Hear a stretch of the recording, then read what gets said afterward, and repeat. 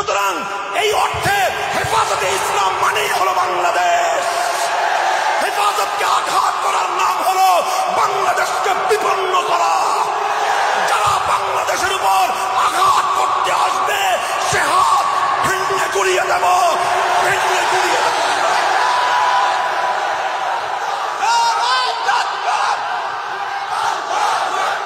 আল্লামা জুনায়েদ বাবুনগরী হেফাজতে ইসলামের পরিচয় তুলে ধরেছিলেন জাতীয় মসজিদ বাইতুল মুকাররমের সামনে আল্লাহর নবীর ইজ্জত রক্ষায় ফ্রান্সের দূতাবাস ঘেরাও কর্মসূচির আগ মুহূর্তে তিনি বলেছিলেন হেফাজতে ইসলাম কি জিনিস।